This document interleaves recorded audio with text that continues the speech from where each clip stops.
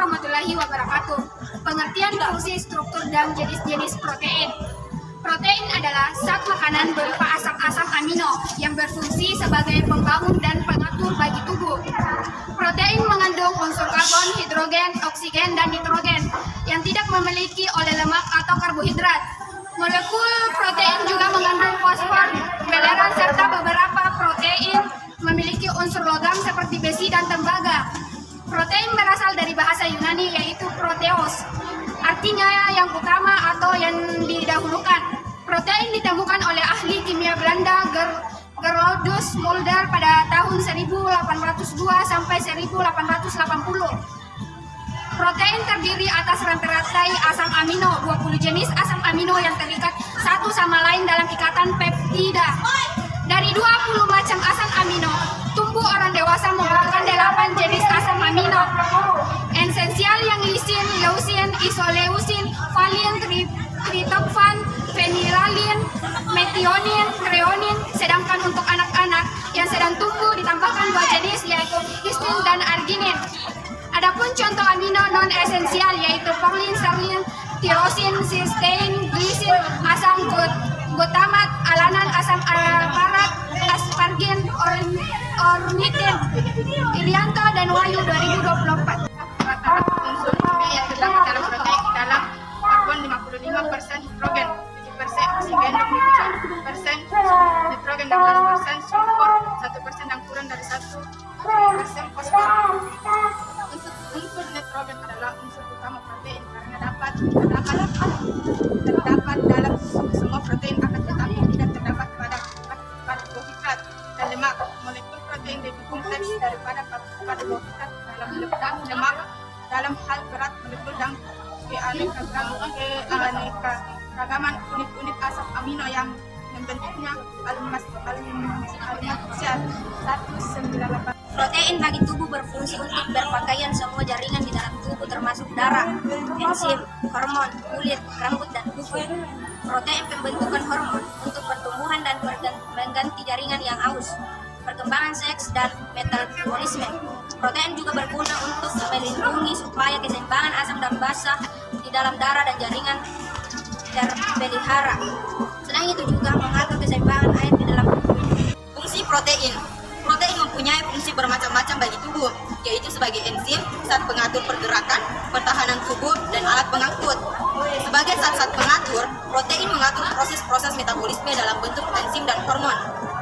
Proses metabolik atau reaksi biokimiawi diatur dan dilangsungkan atas pengaturan enzim, sedangkan aktivitas enzim diatur lagi oleh hormon agar terjadi hubungan yang harmonis antara proses metabolisme yang satu dengan yang lain.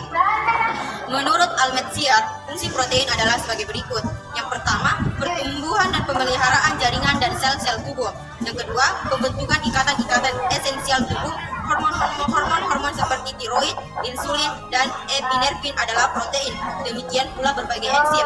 Terus yang ketiga, mengatur keseimbangan air. Cairan-cairan tubuh terdapat dalam 3 kompartemen. Yang pertama, intraseluler atau di dalam sel. Kedua, ekstraseluler atau interseluler di luar sel. Yang ketiga, intravaskuler di dalam pembuluh darah. Lanjut yang keempat, memelihara netralisis tubuh. Protein tubuh bertindak sebagai buffer, yaitu bereaksi dengan asam basa untuk pH dan taraf konstan. Yang kelima, pembentukan antibodi.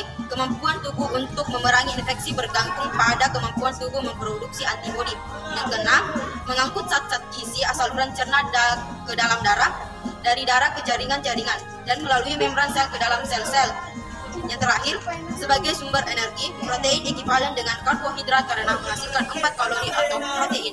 Struktur protein mengacu pada susunan atau urutan linear dari konstituen asam amino yang secara kovalen dihubungkan melalui ikatan peptida. Susunan tersebut merupakan suatu rangkaian unik dari asam amino yang menentukan sifat dasar dari berbagai protein dan secara umum menentukan bentuk struktur sekunder dan tersier.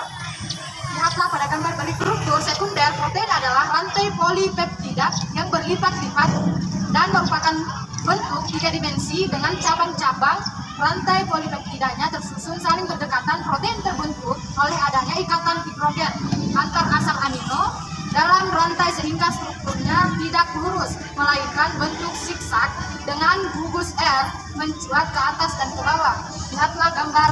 Jenis-jenis protein. Berdasarkan sumbernya, protein dibagi menjadi dua jenis, yaitu protein hewani dan protein nabati. Protein hewani adalah protein yang berasal dari hewan, di mana hewan yang memakan tumbuhan mengubah protein nabati menjadi protein hewani. Contohnya daging sapi, daging ayam, susu, udang, telur, belut, ikan, gabus, dan lain-lainnya. Sedangkan protein nabati adalah protein yang berasal dari tumbuh-tumbuhan. Contohnya jagung, kacang kedelai, kacang hijau, dan jenis kacang-kacangan lainnya yang mengandung protein tinggi. Berdasarkan bentuknya, protein dibagi menjadi dua jenis, yaitu protein fibriller atau skleron protein dan protein globular atau stroprotein. Protein fibriller yaitu protein yang terbentuk serabut. Protein ini tidak larut dalam pelarut-pelarut encer, baik larutan garam, asam basa ataupun alkohol. Contohnya kolagen yang terdapat pada tulang rawan, myosin pada otot, keratin pada rambut, dan fibran pada gempuran darah. Protein globular atau stroprotein yaitu protein yang berbentuk bola. Protein ini larut dalam larutan garam dan asam encer. Juga lebih mudah berubah di bawah pengaruh konsentrasi garam, pelarut asam, dan basa dibanding protein fibriller. Protein ini mudah terdenaturasi, yaitu susunan molekulnya berubah dengan berbahan sosial fisik dan psikologinya seperti yang dialami oleh enzim dan hormon.